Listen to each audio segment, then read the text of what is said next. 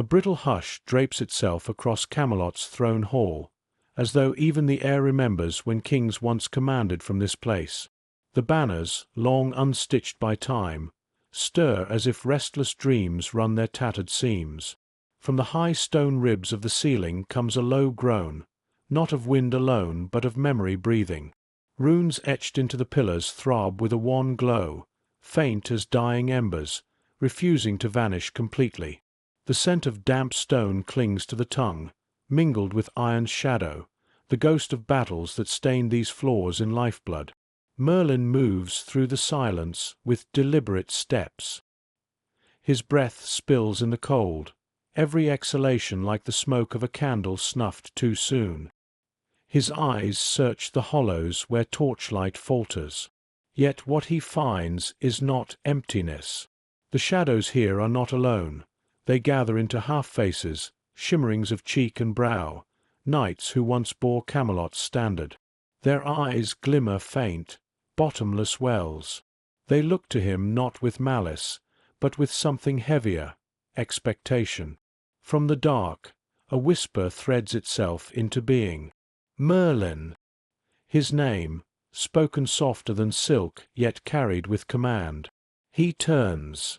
Arthur steps from the dimness, steel plates catching the runelight in fleeting sparks. The young king's stride is strong, yet unease hides in his eyes, a storm not yet spoken. His hand brushes the pommel of his sword, though he does not draw it. "I thought this place abandoned," Arthur murmurs. Merlin answers, voice low. "A place is never abandoned when the dead refuse to leave it." And then, frost breathes across the stones. Morgana emerges, her cloak trailing like spilled winter, her gaze sharp as a mirror that will not crack. Her presence draws a tightening of the air, as though even the runes retreat from her shadow. She circles the dais where a crown lies shattered, its halves like broken promises. Her hand hovers just above the twisted metal. "Camelot's throne has no master," she says, words like cold iron. "The crown has chosen to break rather than bind." Arthur's jaw hardens. "Step back, Morgana." Her lips curve, a smile neither kind nor cruel, but certain. "You think the crown obeys your command?" The runes flicker as though echoing her defiance. Merlin lifts the starfire lantern, its flame sputtering weak, yet fierce enough to press back the gathering dark. Its light reveals Gaius near the edge of the hall, his lamp smelling faint of charred herbs, protective wards etched into the glass. His face is pale, yet steady. "This hall is a wound," the old man warns. The stones themselves call for redress. At his words, the spectres stir. Their hollow gazes fall on Arthur. A murmuring rises, many voices yet one intent. Oathbreaker. Arthur straightens, grip tightening on his sword. "If the dead accuse, let them speak plain. I am no coward to hide from judgment." Merlin's voice cuts sharp through the echo. "No, not you. If there is a debt unkept, it is mine."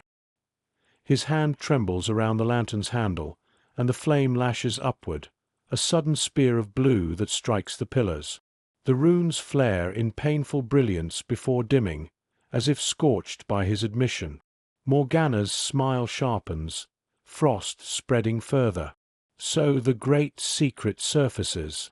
Camelot's servant bound in lies. "Enough," Arthur snaps, though his gaze flickers to Merlin with raw bewilderment. "What truth is this?" Before Merlin can answer, the raven comes. It drops from the rafters with a blackness more final than night. Landing upon the throne's arm, it caws once, harsh, piercing, like a verdict already sealed. Its feathers drink the light, its eyes burn cold as prophecy. The ghosts recoil as though commanded. Silence returns, heavy as stone lowered onto a tomb. Merlin feels the weight of all that has not been said pressing upon him. Betrayal waits in the wings, sacrifice sharpens like a blade yet unsheathed. The lantern flame gutters, shivering as though afraid. And then the raven calls again, louder, its voice splitting the stillness in two. The walls ring with it, and the ghosts raise their heads in unison. All that is living is bound tighter to the dead. The crown gleams faint on the dais, catching the raven's cry in its jagged metal, whispering of destinies broken yet demanding to be fulfilled. The gates of Camelot groan upon their hinges, not by mortal strength but by the weight of time itself. The night breathes through the widening gap, exhaling mist pale as bone dust. It seeps across the courtyard in twisting ribbons, carrying with it whispers of oaths long buried, oaths broken, oaths betrayed.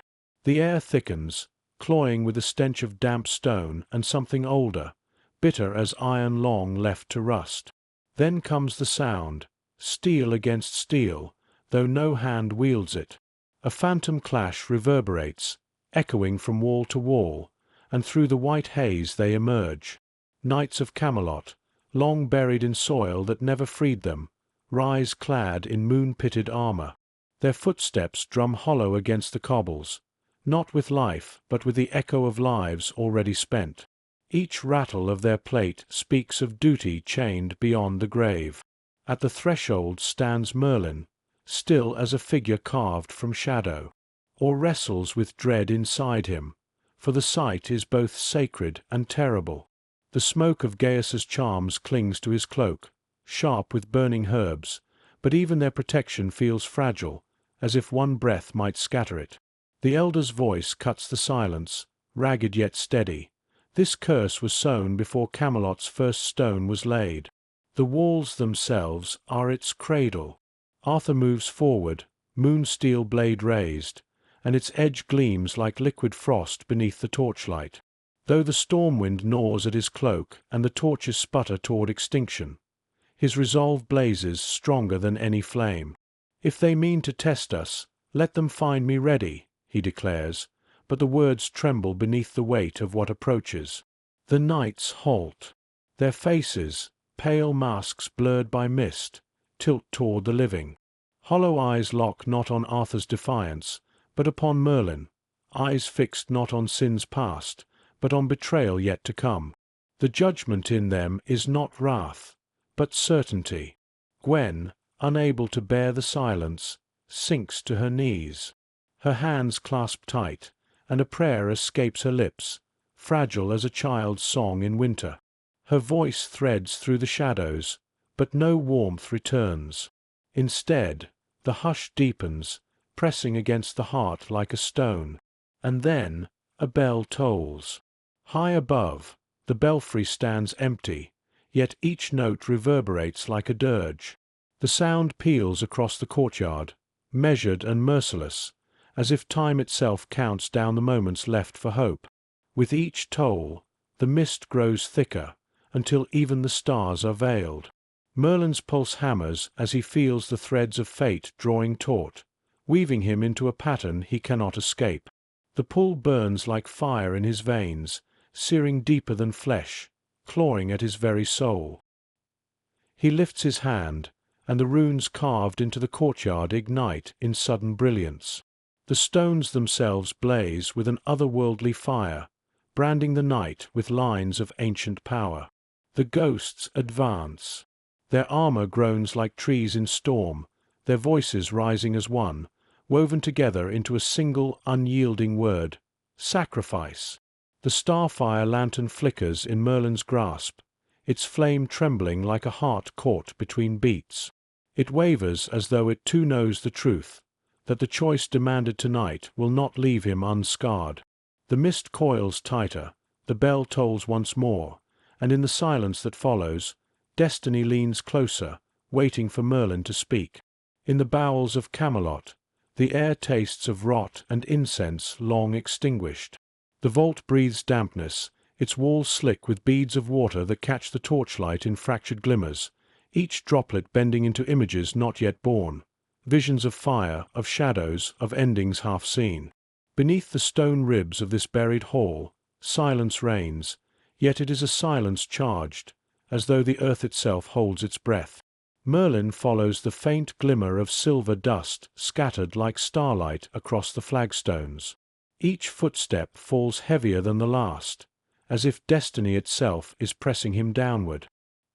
His hand brushes the wall, and in the condensation he glimpses flashes of what will come. Arthur crowned in sorrow, Camelot veiled in smoke, Morgana's eyes alight with a hunger no spell could still. He pulls his gaze away, for to stare too long is to be swallowed whole. From the shadows she emerges. Morgana, cloaked in shadow weave that drinks the torch's fire, her hands quivering though her face is steel. "It waits for us," she says, voice trembling like frost on glass. "A mirror forged not to reflect, but to consume. It drinks the lies we cling to, until only truth remains. And truth, Merlin, is far crueler than any blade." Arthur's steps thunder behind, echoing with command. "Then we will use it," he declares, his hand already upon the hilt of his sword. "Let deceit show its face. Let no mask remain." His eyes are fire, unwilling to yield, unwilling to admit fear. Yet from the far side of the chamber, Gaius lifts a weary candle. Its flame bends in the draught, and his lined face splits in light and shadow, as if two men dwell within one body, teacher and mourner, hope and regret. "Some truths are not weapons," he warns, voice hoarse. "They are wounds that never close. Would you raise such a thing against your own blood?" The chamber thickens with magic, its weight suffocating, metallic on the tongue, sharp as spilled iron. The stones groan beneath the burden of what they have kept buried. The dust glows brighter, coiling into a spiral at the chamber's heart, where an ancient slab sleeps. Merlin steps forward. His palm hovers, then presses upon the surface that gleams black as a starless sky. The cold bites deep, searing into marrow, and the mirror wakes. Visions surge like floodwater, crowns cracking like brittle bone, fire coursing down wet stone walls, consuming banners and flesh alike, Camelot crumbling into dust. Shadows of betrayal twist, indistinct yet undeniable, and above it all, a voice echoes, his name, spoken as if already mourning him.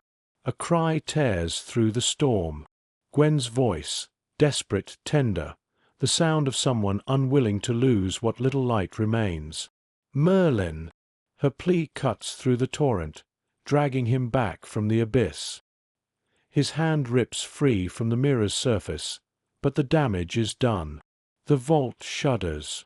The mirror glows with veins of light, then a crack splinters across its surface, racing outward into the ancient stone that holds it. The walls tremble, dust raining from the ceiling. The torches sputter and die, swallowed by a darkness alive and breathing. From the fractured relic comes a whisper, soft as silk yet heavy as fate. "Merlin." His name hangs in the void, not as recognition, but as summons. The relic has chosen, and the kingdom itself quakes beneath that choice. The storm descends like a living beast, clawing at Camelot's towers with talons of lightning. Thunder hammers the sky, carving ruin into the silhouette of battlements, each flash unveiling the castle as if it were a corpse laid bare for judgment. Rain falls in sheets, drumming against stone and steel until the courtyard is a river, reflecting the chaos above. Arthur stands at the center, his voice cutting through the tempest, rallying knights whose courage falters like drowning torches. Their helms glisten with moonlit rain, their shields quake beneath the roar of heaven. Yet still they hold, for Camelot has always been strongest when pressed to its knees. From the storm's heart rises another chorus, the ghosts of Camelot, their hollow voices braided into thunder. They surge upward, pale forms given shape by the lightning that tears the clouds apart. And then Morgana steps forward. The storm bends to her hand, her cloak whipping like wings of shadow. Her eyes glint like shattered glass, sharp and merciless, and the relic's truth glows in her grasp. She wields it not as revelation, but as a blade, cutting loyalty from flesh, unraveling bonds until friend and foe blur. Across the flooded stone, Gwen clutches the starfire lantern, its glow trembling but unbroken, spilling warmth against the storm's claws. Her prayer rises above the rain, fragile yet defiant, weaving threads of hope through a tapestry of despair. Merlin feels the storm within him answer the storm without. His veins thrum with a power both ancient and wild, but the chains of destiny bind his hands. He is not free to strike as he wishes, only as fate decrees. Gaius calls above the roar, his candle quenched by the downpour, yet his warning clear. This storm is no weather. It is hunger, fed by grief centuries old. It will devour until nothing stands. A raven wheels above them, drenched but resolute, its cry cleaving through thunder. Its wings beat against the gale, a symbol of defiance, yet also of doom. Arthur charges into the maelstrom, his moon-steel blade raised high. Lightning answers his fury, seizing the sword and forging fire and water into a single strike that blinds the courtyard in white.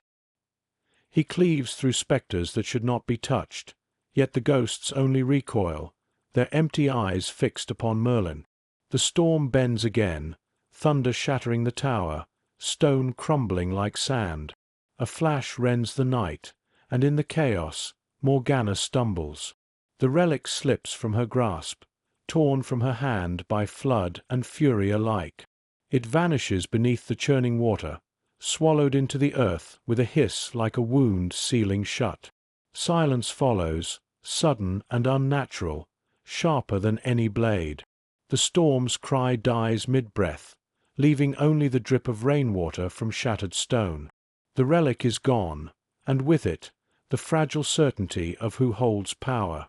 The courtyard breathes in stillness, a silence heavy enough to break the heart, for it is the silence of waiting, waiting for the storm to rise again. The ruin breathes with smoke. Corridors lie broken, walls gaping like ribs torn from a carcass, and every stone of Camelot seems soaked with grief. Ash drifts upon the air in slow spirals, mixing with a damp musk of charred wood. Beneath it runs the sharper scent of salt, the tears of those who remain. Each footfall crunches against fallen plaster, and Merlin staggers through the wreckage, his cloak scorched at the hem. The relic's whisper follows him still. Though unseen, it winds around his thoughts like a serpent, reminding him with every step that the choice has not gone. He enters the chapel, where survivors gather in silence. Their prayers cling to the vaulted ceiling, fragile as cobwebs, trembling with each sigh of wind through the broken windows. Arthur kneels at the shattered altar, his gauntlets cracked, shoulders bowed. His voice is low, yet forged with iron. Camelot will not end here.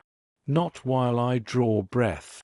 The words rise like a vow, but despair hangs at the edges, a shadow gnawing his resolve.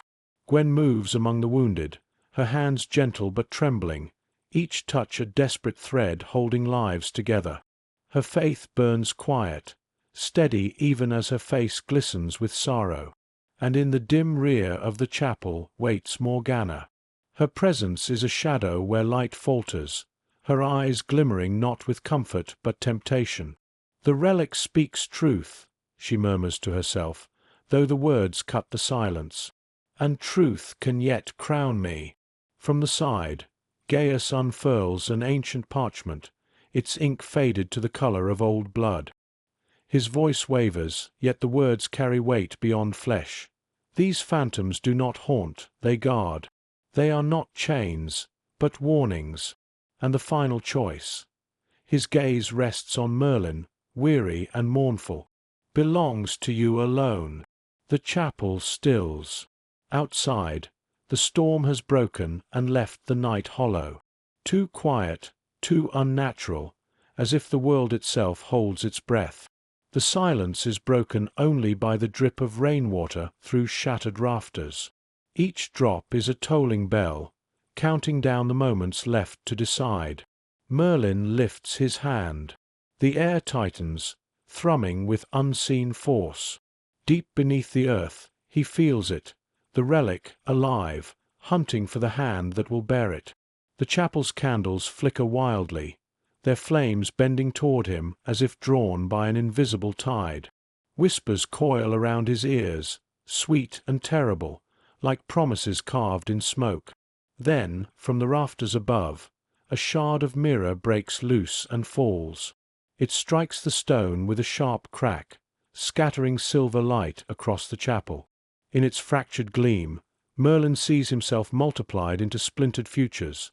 A king's savior, a kingdom's ruin, a friend turned betrayer, a martyr crowned in fire. Each face looks back at him, demanding to be chosen.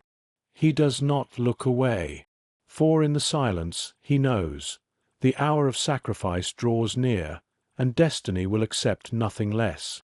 Dawn bleeds across the horizon, a wound stretched wide over Camelot's broken crown.